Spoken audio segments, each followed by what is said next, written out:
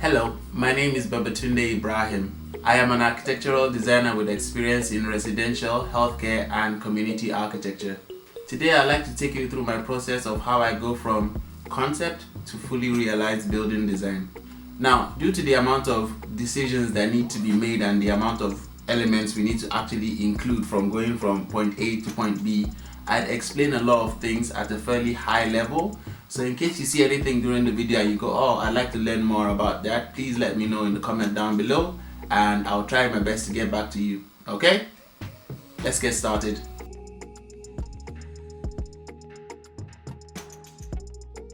The brief is for a 5-bedroom home located in West Africa. Now, the driving ethos behind the project is to create a modern, sustainable home inspired by the traditional vernacular architecture of West Africa. So we're gonna try and look at historical precedents of how homes were designed way back in the 1800s till now and see if we can come up with a concept design that actually fits this design ethos. The project is a 5-bedroom home. Therefore, rooms we're gonna consider are an entry, a living room, a dining room, a store, a kitchen, a guest bedroom, probably a study, a kids lounge, 4 bedrooms, and then a master bedroom. And hopefully we can actually play enough with these rooms and spaces to get something that's quite interesting. So let's go.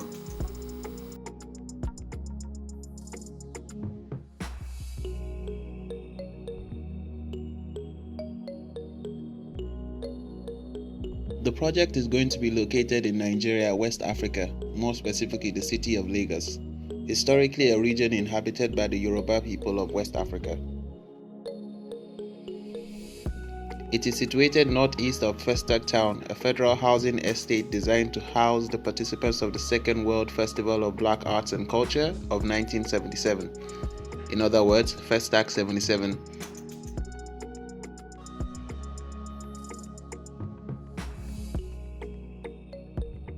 The site is a corner plot. For the sake of our next, let's just tilt it over so we can get a better view. The site sits off the Osiefa Crescent. It measures about 45 by 35 meters, which gives it an approximate surface area of 1,575 square meters.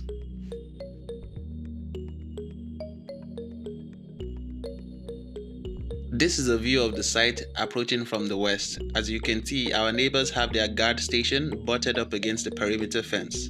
We'd have to take a note of that.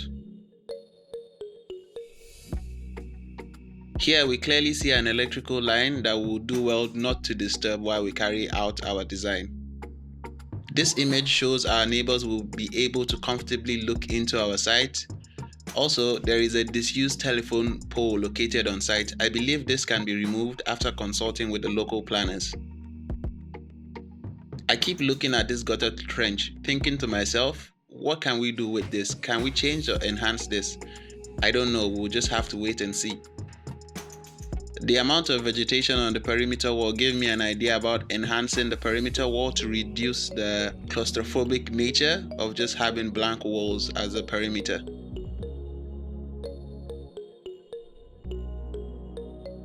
Let's get back to our bird's eye view of the site for a minute.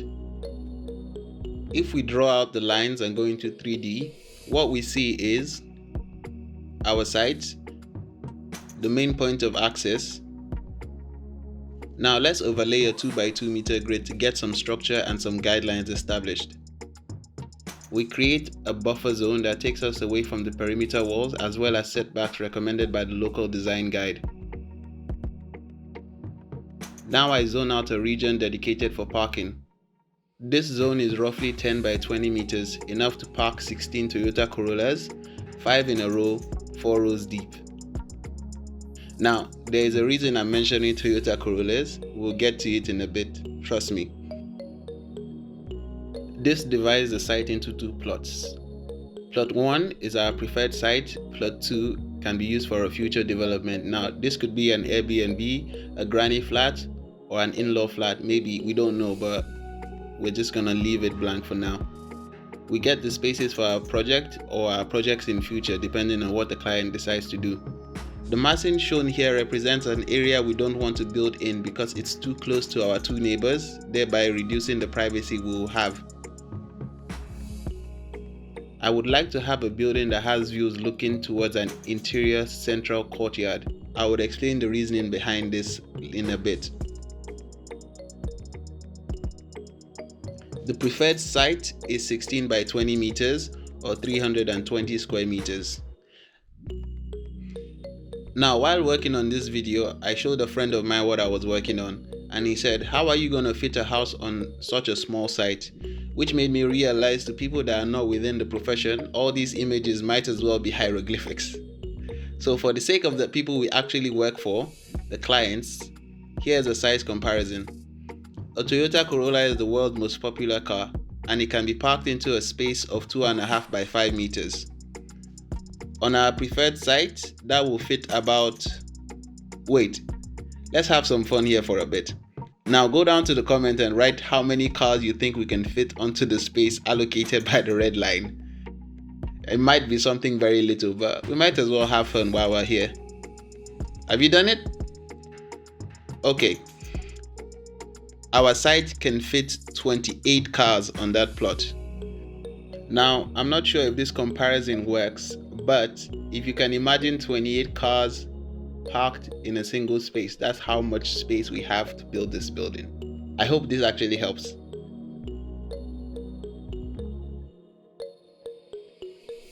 Due to the location of the site in Lagos, a historically Yoruba part of the country, I looked at the historical precedents from surrounding regions, namely Benin City, the city of Ibadan, and Abeokuta.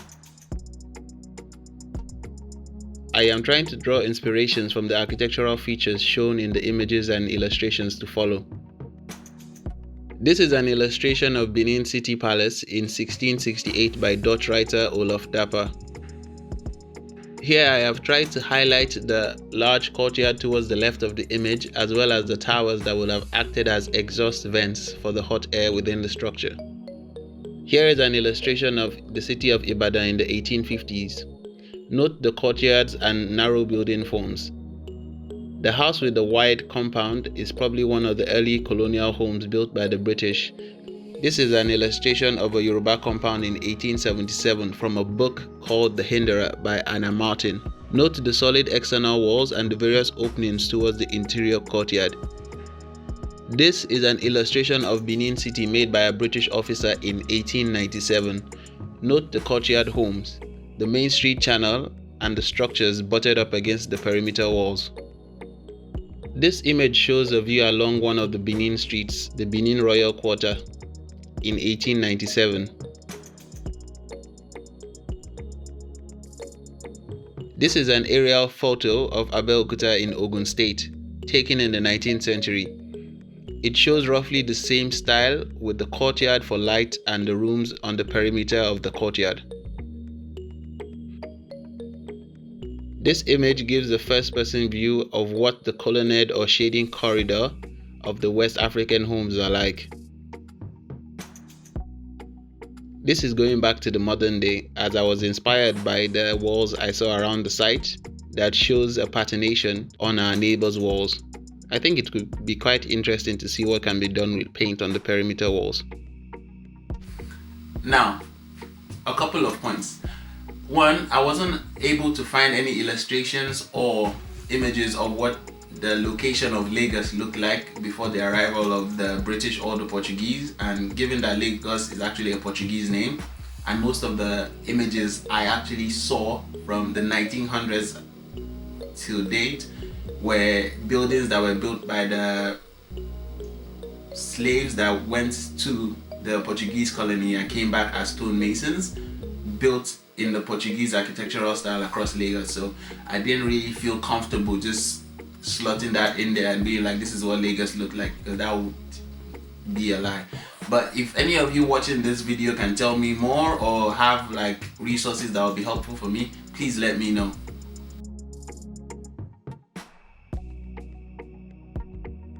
Given the design principles we have just seen, let us extract the key design principles from them.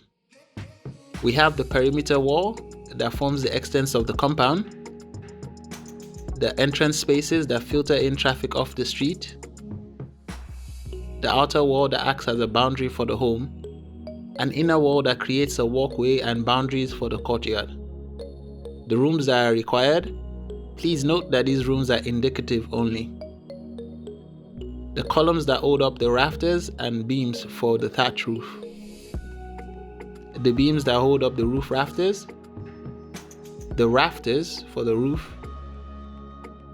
And finally the roof.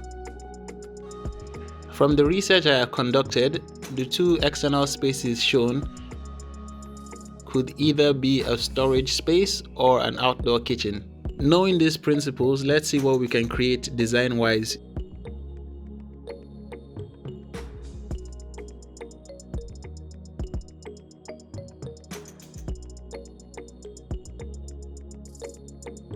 The first scheme is to be made up of a living room space with the dining space adjacent to it, the kitchen block with a store attached, a block made up of a guest room, study, and entry to close the loop. The circulation hallways link all the spaces to form the extents of an interior courtyard.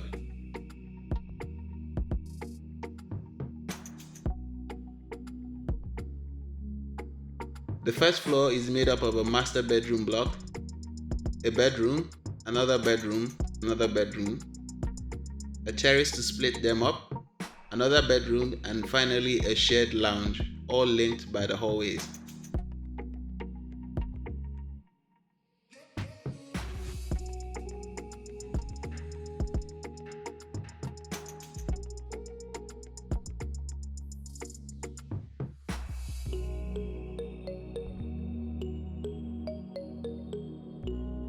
Looking at scheme 2, it starts with a large street-facing living block that houses an entry, a living room, and a study. A dining block with a store is located adjacent to it, and across from that, the kitchen block with a store. Here we have a flexible space that doubles as a spare room or a private space.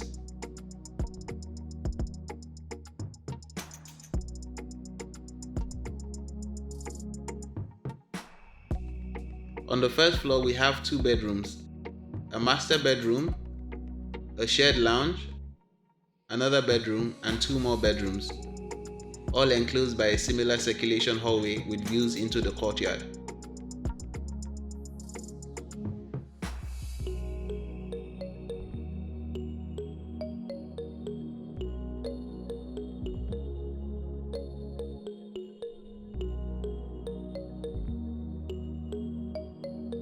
Scheme 3 looks at what happens if we take the courtyard and tilt it about 45 degrees, offset a hallway around it, and attach a living block, an entry, a study, a kitchen, a guest bedroom block, a dining block, all linked by a hallway. Now this is a more experimental scheme, but it will be exciting to see what the client says.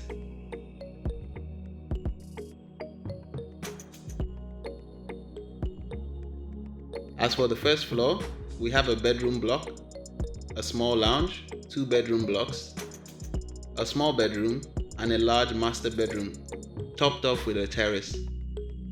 The circulation creates a number of informal spaces that could be very exciting to explore as design features.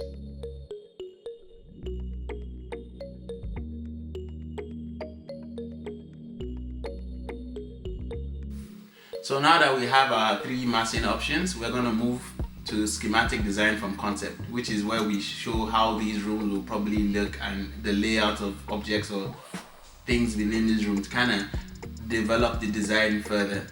Now, if you've watched this long, thank you so much for watching, because I did not expect that this would actually be a thing people will be interested in. But if you have ideas about what should go into the massings or please write them in the comments down below. We're all here to learn, and you don't know, knowledge comes from all parts of the world and all professions. So just let me know what you have in the comments down below. Thank you for watching, and we'll see you guys later.